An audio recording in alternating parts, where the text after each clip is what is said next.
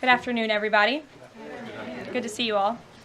Since Inauguration Day, President Trump has secured trillions of dollars in private and foreign investments. Every single day, more money is pouring into our country, which will create more jobs for hardworking Americans. Today, Schneider Electric pledged to invest more than $700 million in the United States to boost American energy infrastructure and AI. On Monday, Hyundai announced a $20 billion investment in the United States, including $5.8 billion for a new steel plant in Louisiana, which will create nearly 1,500 high-paying jobs. President Trump is truly turning America back into a manufacturing superpower. Yesterday, President Trump marked National Medal of Honor Day by meeting with 21 of our nation's bravest heroes and incredible patriots who have been awarded the highest military honor. Beautiful picture. The president also signed a historic executive order to protect the integrity of American elections by strengthening voter citizenship verification and banning foreign nationals from interfering in U.S. elections. These are the common sense solutions that only Democrats could oppose. But voters deserve elections they can trust, and critical confidence is being restored thanks to President Trump's leadership. Later this afternoon in the East Room, President Trump will mark Women's History Month by honoring the exceptional women around our country, including the highly talented women in his administration and his cabinet. And on an additional scheduling update, the president will hold a press conference in the Oval Office today at 4:00 p.m. to announce tariffs on the auto industry, and I will leave that to him to make that announcement later. Unfortunately, all of this good is happening for our country. This administration is working hard on behalf of the American public every day, but the mainstream media continues to be focused on a sensationalized story from the failing Atlantic magazine that is falling apart by the hour. Here are the facts. The National Security Advisor has taken responsibility for this matter, and the National Security Council immediately said, alongside the White House counsel's office, that they are looking into how a reporter's number was inadvertently added to this messaging thread. We have said all along that no classified material was sent on this messaging thread. There were no locations, no sources, or methods revealed, and there were certainly no war plans discussed. The Atlantic has even admitted this themselves. Their release of these internal messages validates the truth, which we have been saying all along. If this story proves anything, it proves that Democrats and their propagandists in the mainstream media know how to fabricate, orchestrate, and disseminate a misinformation campaign quite well. And there's arguably no one in the media who loves manufacturing and pushing hoaxes more than Jeffrey Goldberg. Goldberg is an anti-Trump hater. He is a registered Democrat. Goldberg's wife is also a registered Democrat and a big Democrat donor who used to work under who? Hillary Clinton. This is the same Jeffrey Goldberg who infamously lied about weapons of mass destruction to get us into the Iraq War, which cost trillions of dollars and thousands of American soldiers. And how else has Goldberg discredited himself? By absurdly claiming that President Trump was Vladimir Putin during the 2016 campaign, by peddling the Russia hoax that tried to hijack President Trump's first term, by inventing the suckers and losers hoax to help Joe Biden in the 2020 election, by peddling a hoax about President Trump involving Gold Star families to help Kamala Harris in the 2024 election, which our campaign at the time vigorously denied. Jeffrey Goldberg didn't care. There's more, but we don't have all day, and we can now add this signal hoax to this very long list. The real story here is the overwhelming success of President Trump's decisive military action against Houthi terrorists. On March 15th, President Trump ordered a series of military operations against the terrorist Houthis to defend U.S. shipping assets in the Red Sea, restore freedom of navigation for international shipping, and defend the United States from enemy threats. United States forces successfully struck dozens of targets across Houthi-controlled territory. And as a result of these actions, several Houthi leaders were killed, including the Houthi drone chief, his deputy, and several of their drone experts and other key leaders. We also destroyed command and controlled facilities, weapons manufacturing facilities, and advanced weapons storage locations. And it's important to remember why this powerful action took place in the first place. because of Joe Biden's incompetence and pathetic weakness on the world stage for years. The Houthi terrorists grew emboldened. Immediately after taking office in 2021, Joe Biden removed the Iran-backed Houthis from the foreign terrorist organization and specifically designated global terrorist list. Did anybody in this room ask the Biden administration at the time why they made such a stupid mistake? This reckless action undid the designation put in place by President Trump during his first term, and what followed was predictable and devastating.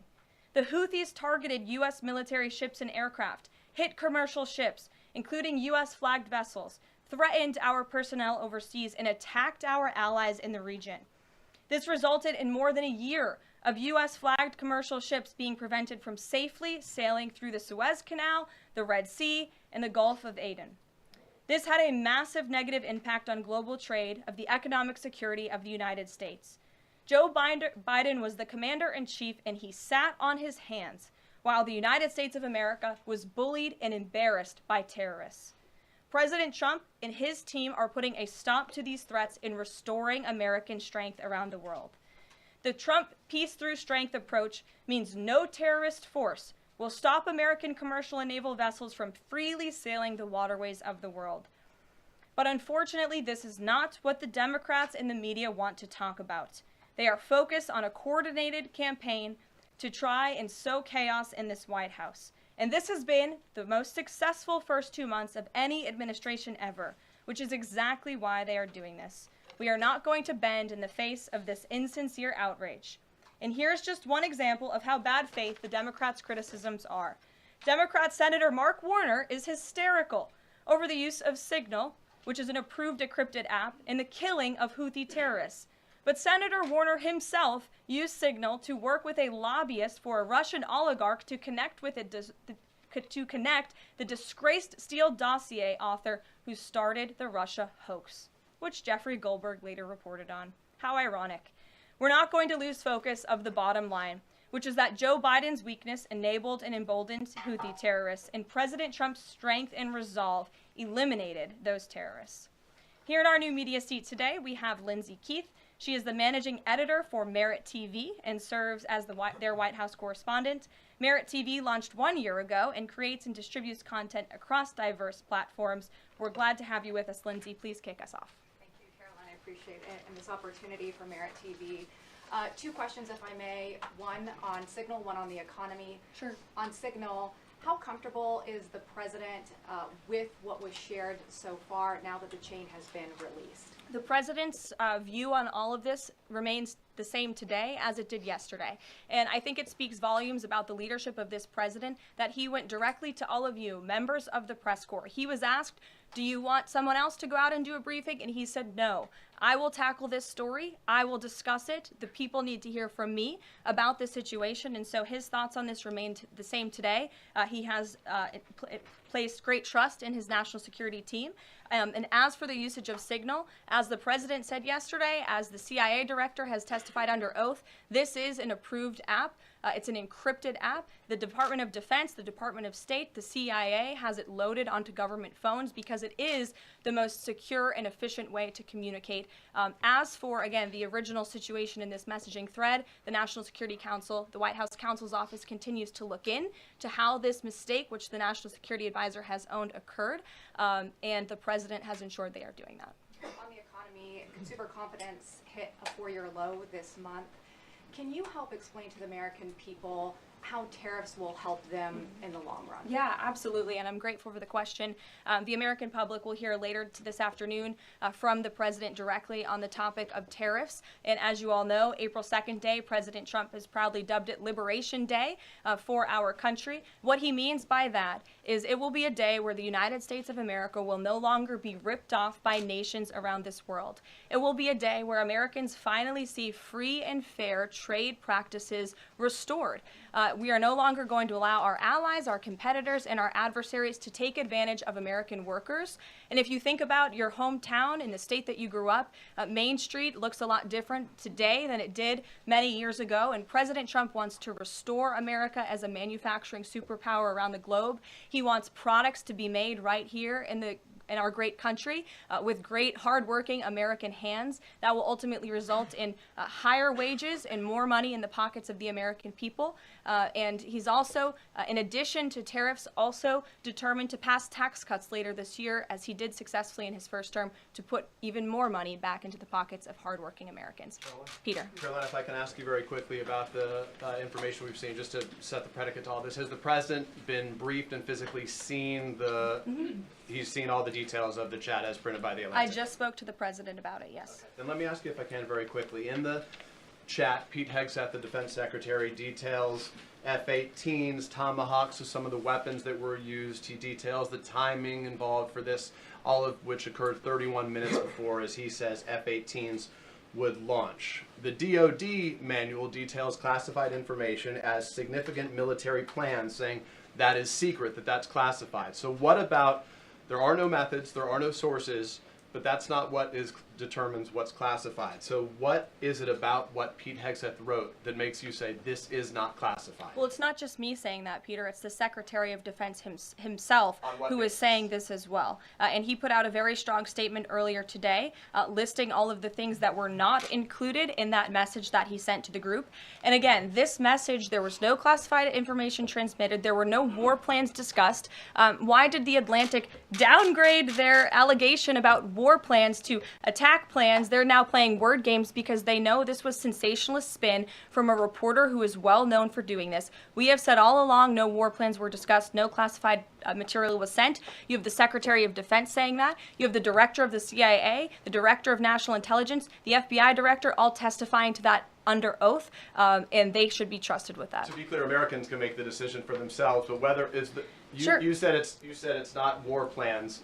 Would you characterize these as military plans, military operation plans? I would characterize this messaging thread as a policy discussion, a sensitive policy discussion, surely, amongst high-level cabinet officials and senior staff. And I'm so glad, Peter, that you said the American public can decide for themselves, because I think the American public should decide for themselves based on the outcome of this operation. And what happened in this operation? Terrorists that were allowed to run wild by the Biden administration were killed because of the direction and the determination of this president and his team.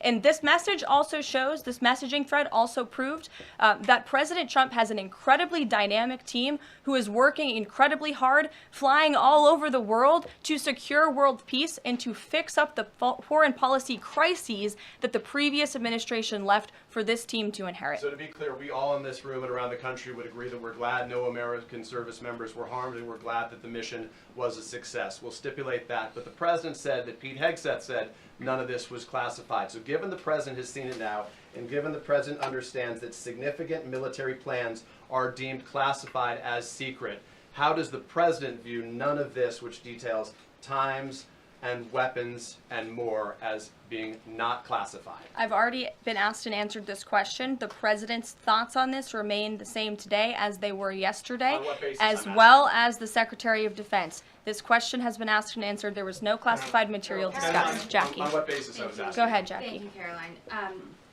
So why aren't launch times on a mission strike classified? Again, I would defer you to the Secretary of Defense's statement he put out this morning. There were various reasons he listed, things that were not included in that messaging thread that were not classified. And again, going back to the American public, do you trust the Secretary of Defense, who was nominated for this role, voted by the United States Senate into this role, who has served in combat, honorably served our nation in uniform? Or do you trust Jeffrey Goldberg, who is a registered Democrat and an anti-Trump sensationalist reporter? This president and this national security team are putting our national security and the American people first. We are restoring American strength around the world, and the results of this operation speak for themselves. Putting aside Jeffrey Goldberg, though, just for, for American service members who are going to have to carry out these missions in the future, what I guess the message that's coming from the response to all this that we're hearing is that, nothing sensitive happened.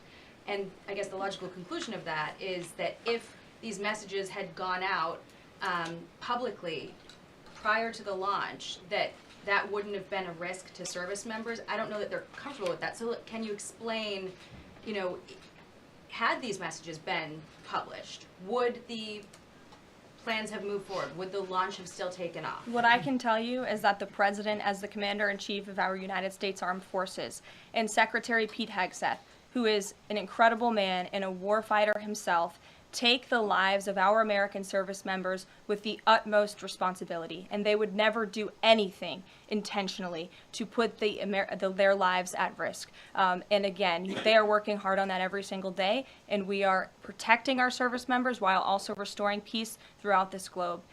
It's something the previous administration has not done. And I would just add one more point. We are not going to be lectured about national security and American troops by Democrats and the mainstream media who turned the other cheek when the Biden administration, because of their incompetence, left 13 service members dead in Afghanistan, and not a single person in the previous administration was held accountable for that botched withdrawal. Joe Biden said, in fact, it was a great operation. That is despicable. It's unacceptable to this president and this Secretary of Defense. The National Security Advisor has taken responsibility for this inadvertent number being added to the messaging thread.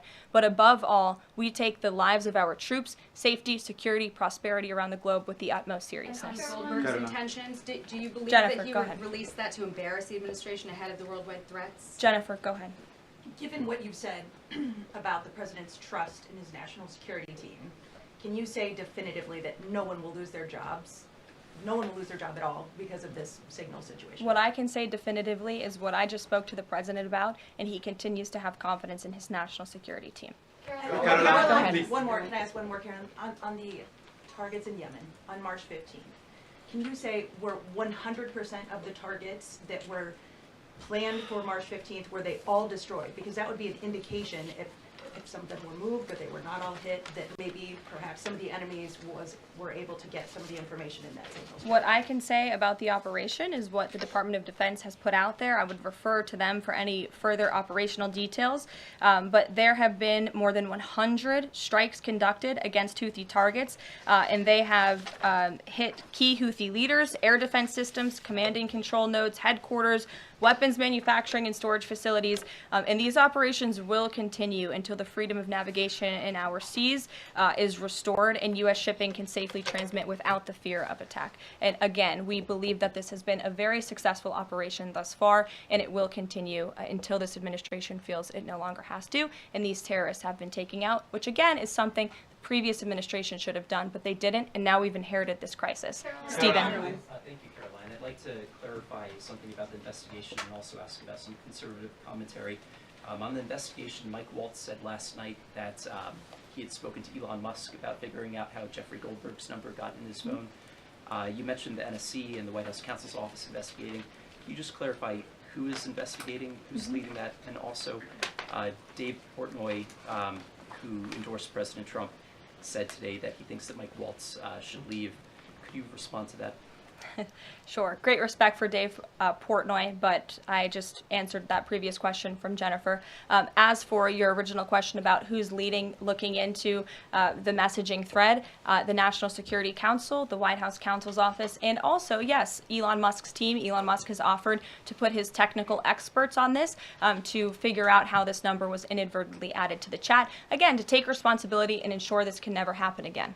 Caitlin. I have two questions. One on a follow-up on something you just said. But since we have these messages released, and you said that the president has now personally reviewed them, at the chat at one point, Pete Hegseth wrote 14-15 strike drones on target, and in all caps he said, "This is when the first bombs will definitely drop." Does the president feel that he was misled by his national security advisors, whoever it was that told him there was no classified information in there, now that he's seen these messages? I've now been asked and answered this question 3 times by the both of you, and I've given you my answer. The president feels the same today as he did yesterday. Okay. Philip. And on my follow-up on what you had just No, said. go ahead, Philip. Caitlin, I'm not taking your follow-up. Philip, go I have ahead. a follow-up on something you just said, though, Caroline. That's Caitlin, regarding I'm not Jeffrey taking Goldberg. your follow-up. Philip, go ahead. I have called on you. Thank The you. Vice President seemed to express some frustration that Europe wasn't doing more to police waterways in their backyard, noting in that signal thread that 40% of European trade goes through the Suez Canal. Does the President share that opinion and frustration? And then going forward, should the Europeans be responsible for policing that waterway? Well, the president was asked this question yesterday by the pool in the cabinet room, and he answered this question. He said yes, he believes that Europe has been, as the vice president put it, freeloading on the backs of American taxpayers and off the backs of the United States of America, and he wants to ensure that Europe pays their fair share. He's always been very honest and upfront about that, and I think the vice president shares those concerns with him as well. And then one more. Sure. You know, enlisted soldiers, sailors, and Marines would face consequences if they shared this type of information inadvertently with a reporter. Can you tell us more why the president is so willing to give Mike Waltz a mulligan here? Again, I have now been asked and answered the same question using different language multiple times. If anybody has another question, there's a lot of different things going on in the world. We have tariffs possibly being implemented later today. The president is going to talk about that at 4 o'clock this afternoon. Sure, go ahead. Okay, thank you for taking my question. I wanted to first and foremost thank the administration for the election integrity executive order, because so many journalists for 4 years were banned from talking about this very subject. So thank you to the administration for that. My question is, yesterday President Trump, when signing the order, said that there is more to come when it comes to election integrity. Would that include same-day voting and hand-counted paper ballots?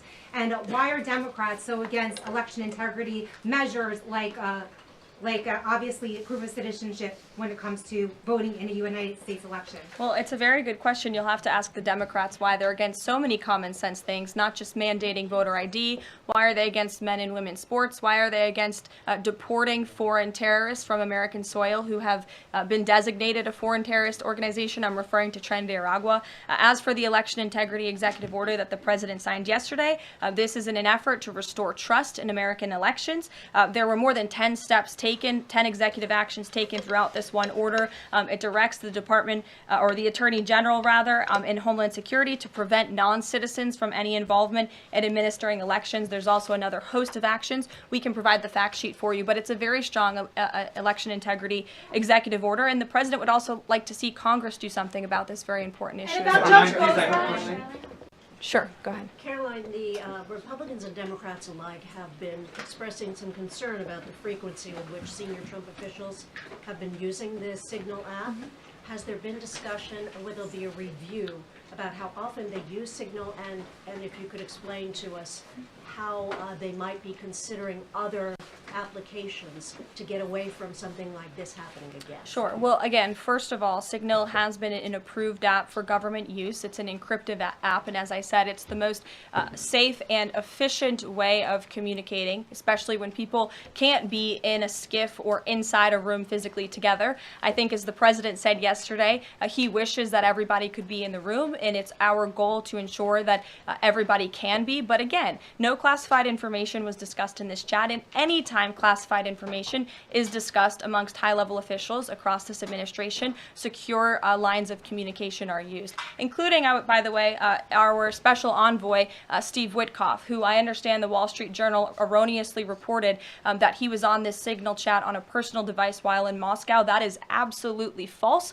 Steve Witkoff did not have his personal device, nor did he have his government device with him. He was given a classified, protected server by the United States government, and he was very careful about his communications when he was in Russia. So rest assured to the American public, this administration is taking every precaution when it comes to protecting our national security. And that's why the American people reelected this president, because they know that our national security is in good hands with the President of the United States. Speaking of the Vice President, I understand he's going to be speaking any moment now. I would hate to counter-program the Vice President of the United States. You'll also hear from the President at 3 o'clock. He will be honoring women's history at the Women's History Month celebration. We have a lot of great women across our cabinet who will be in attendance, so we'll see you all there. And then you'll also hear from the President again at 4 o'clock when he talks about tariffs. So plenty of time for more questions. Sorry it's a bit shorter today, guys. We'll see you later. Jeffrey Goldberg's number and Michael Waltz's phone if he's a registered Democrat and anti-Trump reporter.